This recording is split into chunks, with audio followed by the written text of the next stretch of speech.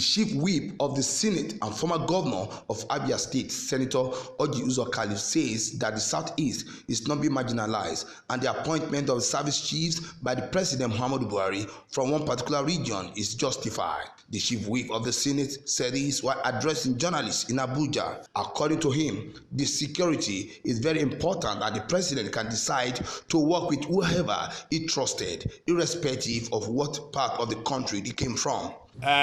President Buhari have tried now. I'm not talking in terms of appointment or because the constitution says that every state should have one minister. That is statutory. When I see people, it's good to also spread the service chiefs, which I would like people in the Senate to bring a bill. So we can make a bill that every region must have a service chief. But when you look at it, service chief is like personal staff of the president. They are not really constitutionally owned because you can only work with military men you trust. That is the truth. Whether you want to hear that or not, I can take you to memory lane. All the people that have been heads of state, they just did the same thing the president did. So there's nothing new. Who was President Obasanjo's national director of SSS? It was Colonel Are. It's not from my village. Who was President Jonathan's director of SSS? It was Ekpenyong. It's not from my village. So everybody goes back to his region. It might not be the best, but that is the trend. Because everybody wants to be in control of his security. Speaking on the Ruga settlement proposed by the federal government, Senator Orji revealed that he pioneered Ruga in Abia State when he was governor of the state between 1999 to 2007. The chief whip also revealed that he traded in cow, adding that it was wrong for people to see cow business as exclusivity of Fulani. People talk about Ruga. Ruga is not an issue for anybody to be discussing. In 2001, I did a Ruga in Abia. Yes, it's true. In Lokbata, I built the whole cows were being sold in Umuahia and Aba. In 2001, when I became governor, I called the Hausa community and they called me. I said, Umuahia, Aba, we need to decongest because it's not a city. Where you have ShopRite in Umuahia today, it used to be cow settlement. If anybody knows that. The same thing with Aba. But I had an honest meeting with them. I said, I'm going to be providing you land. I'm going to be providing you water, electricity, everything. But this is where we are going to do. I collected 5 coastal buses. I said, bring your leaders. I'll join with some of your executives. We will go and see this land. If it's agreeable by all of us, I called the communities. We had meetings, and the communities say yes, allow them to come. Lokmanta. And that is the biggest cow market in eastern, both south and southeast of Nigeria. It's the biggest cow market today. So it's attitude of people to issue. Federal government should always do a further consultation when they want to do something. Because if you just go back and put a deliberate policy and say, I want to do Ruga, people in my village in Igbere don't understand what Ruga is. They will fear and say, oh, they want to kill all of us. But if they have just told them, after all, some of us are the largest sellers of cow. I started selling cows as far back as when I was in the university. I'm still selling cows till tomorrow. Because it's profitable. So, most of the cows you see are also not owned by Hausa Fulani in our area. Uzuakole people, all the people area, we trade on cows. According to him, many Nigerian elites have cows and they are interested in that business.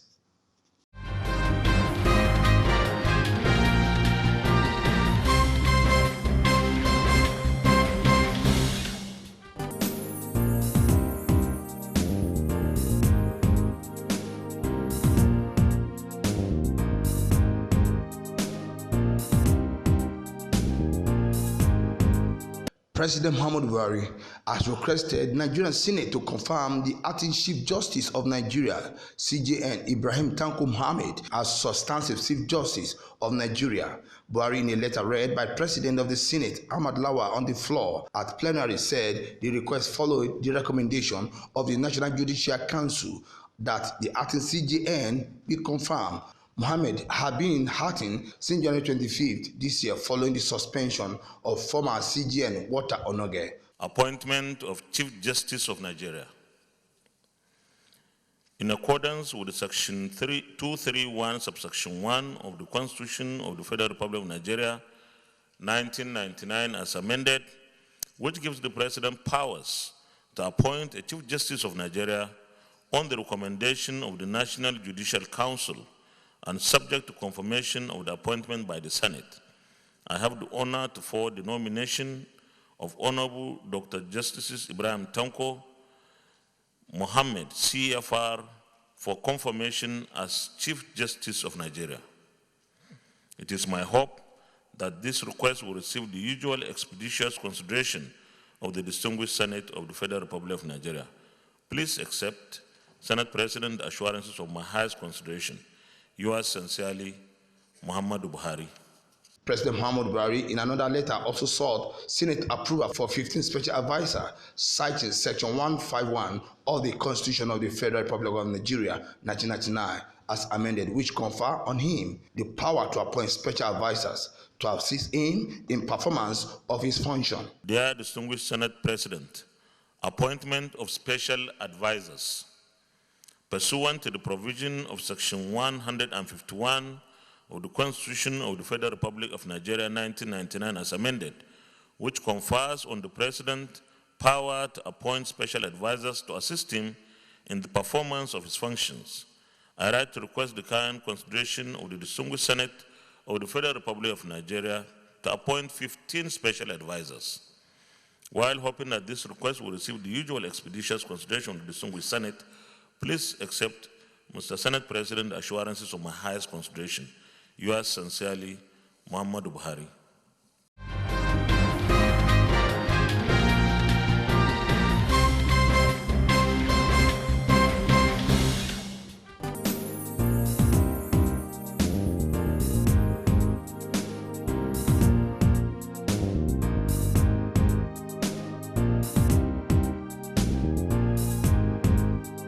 Nigerian government has approved the sum of 208 billion naira for disbursement to all tertiary institutions across the country. Executive Secretary, Tertiary Education Trust Fund, TED Fund, Professor Suleiman Bogoro, disclosed this in Abuja at a meeting with heads of tertiary institutions.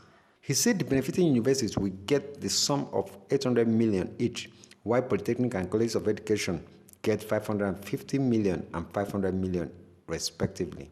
826 million per university. And for each polytechnic, 566 million. For each college of education, 542 million. Then we have the special high impact intervention for 18 institutions as traditional. Each institution across the 6 geopolitical zones will benefit from the special high impact intervention as usual. He noted that the issue of stranded scholars abroad, which has caused the nation embarrassment, had been addressed, as over 300 scholars have received their pay since 3 months ago. The issue of stranded scholars abroad, which has caused the nation and the foreign embarrassment, has been revisited promptly. On my return, I discovered that was an embarrassment line for TED Fund, the Federal Ministry of Education, for Mr. President, and for nation. Unacceptable when at some point they said some of our scholars went with placards to Buckingham Palace. Appropriate steps have been undertaken with the approval of the Board of Trustees by the fund to eliminate the lapses that led to the situation. Already, pro rata payments have commenced for certified TED Fund scholars facing predicaments. Executive Secretary, National Universities Commission, Professor Abubakar Rashid, had earlier in his remarks said the country needed more universities for its teeming population. And one rising concern, honestly, is the rising number of new institutions eligible to benefit from the TED Fund. unfortunately, we agreed we are at crossroads. Nigeria needs more institutions of tertiary education to provide more access to quality higher education in this country. But TED Fund is also worried that with more and more institutions, the value of its own intervention is being drastically reduced and minimized.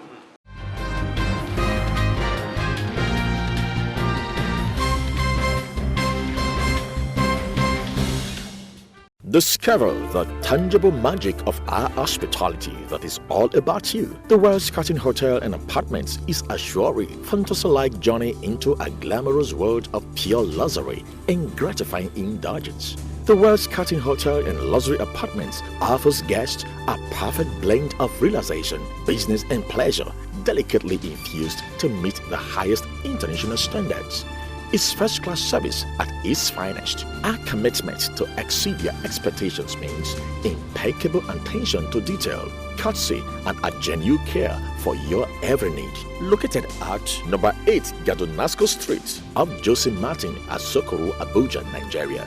You can call us on +234 908 7561 269 or visit our website at wellscutting.com. Upgrade your stay at the Wells Curtain Hotel and Luxury Apartments, an experience guaranteed to leave you breathless with longing.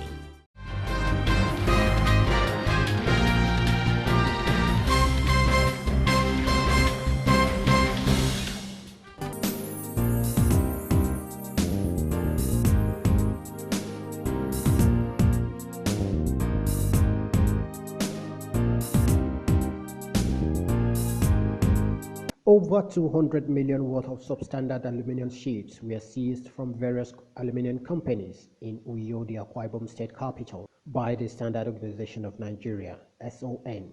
SON also seized substandard galvanized roofing sheets worth over 38 million naira in Oba area of Lagos State. Obiora Manafa, Director, Inspectorate and Compliance Directorate, who led the team on the exercise to Uyo, said the move was to discourage the importation of substandard products into the country and to save the hard-earned resources of Nigerians. Manafa explained that the minimum thickness of aluminum roofing sheets is 0.4 millimeters. Instead of 0.25 millimeters, which some companies used for production of roofing sheets. The minimum thickness for aluminum roofing sheets is 0.4 millimeter, according to NIS 488. NIS 488 is the standard for aluminum roofing sheets. So we have come here and we discovered that they even have 0.2, 0.25, which is far below the minimum required thickness. And, it has a lot of consequences using this kind of aluminum roofing sheets because anybody buying it will not have value for the money. Because once you buy it, any little wind will blow your roof off. These are the things we are trying to discourage Nigerians from importing substandard products. And these people, they go out there, import these products, knowing fully well that the Nigerian standard, the standard is 0.4. And we want to discourage them. We want to stop them. We want to eradicate all substandard products, especially roofing sheets, from the market. That is why we come here and we confiscate. Once we see them, we seize them and destroy. So it will serve as deterrent to others. When you lose a lot of money importing substandard products, which at the end of the day that you are going to lose the money, so what's the point? So that's why we are here. It's a nationwide thing. As we are here, other people are in Onitsha doing the same thing we are doing here now. So it's a national campaign. In Lagos, the task force team clamped down on a dealer who imports and produces substandard galvanized roofing sheets into the country. Obiora Manafa said the seized galvanized roofing sheet is worth 38 million naira, adding that SON will stop at nothing to ensure that only goods that conform to the Nigerian industrial standard are allowed to thrive in the Nigerian market. Manafa explained that the roofing sheets fell below the NIS 180 standards for galvanized roofing sheets, which stipulate the minimum thickness for roofing sheets to be 0.15 millimeters. The roofing sheets, they are substandard. If you look at the standard for galvanized steel roofing sheets, that's NIS 180. Stipulates the minimum thickness for the product. The minimum thickness is 0.15. But we have seen that most of the things we have here are below the minimum thickness, 0.13, 0.12, and so on and so forth. And this is something we don't want to allow to get into the market. So we are going through every nook and cranny of the country, even markets, warehouses, factories, anywhere we see them, we move them away. Okay, because anybody buying them does not have value, for the money. Once you use this kind of roofing sheets to do your house, any little wind will blow it off. The minimum thickness is 0.15 millimeters. And we don't want anybody to go below that minimum thickness. That is why we are moving all these ones away for destruction. What we have valued this one at about 38 million naira. And we are continuing. This campaign is continuing all over the country. Tomorrow next, we are going to another place to evacuate. Manafa advised would-be buyers to either go with qualified engineers to buy the product or with the required measuring instrument to verify the standard length and width of the sheet they intend to buy.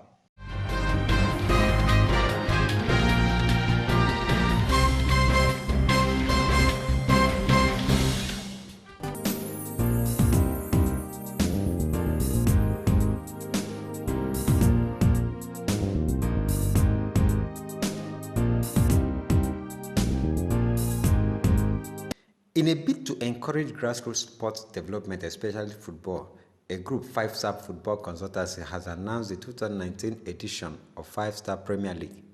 The league, which is meant to commence on July 20th, will have 12 teams playing in the men's category, while 4 teams will play in women's category, the organizers said. This is something we've been doing over the years. When it comes to football, people who know us, they know that we are an astute fan. And then we love what we do when it comes to football, taking it to another level. We've been able to ensure formation of teams from different parts of the city, FCT. Even beyond FCT, we've been able to do a lot of programs concerning grassroots sports and development. And that is why we've been able to get a lot of endorsements over the years. Let me tell you that Victor Obina Nsofo, former Super Eagles player, and also former winger of Inter Milan, endorsed the league a few weeks ago. The organizers noticed that improvements have been made on the previous year's arrangement, adding that the main league will now be divided into 2 groups. And also, we have 4 teams that will play for the female section. 4 teams. 2 teams will play at the opening ceremony. That's on 20th July, Saturday. The 2 teams will play after the transfer window, middle of the season. Then winner of the first, the opening ceremony, and the winner of the transfer window opening will play in the finals. That's on the closing ceremony. Some of the participating teams also spoke. Location to play. You go to fields, they have 4 or 5 pitches, but then nobody wants to allow the girls to play on any pitch. And then you find one guy who would say, okay, let this girl play. And then you're in the pitch, nobody's passing the ball to you. So it's a lot. But so far so good. We now have so many women, thanks to people getting to love female football, coming out to play football. Now you go to pitches and you see a pitch is filled with 10, 20 women sometimes. It's been, I can't complain as much anymore. We boys love to play football, and putting together something, the normal stand is playing a competition for probably a day or a week or 2 weeks. But you know what it takes for a group of people or a company coming together to put up a competition for the duration of 3 months, and then getting the amount of teams, 12 teams, to commit to play this competition. It's not something easy. And then you should know the kind of the amount of legwork and convincing they've given to us for us to register. The league is expected to end October 5th this year.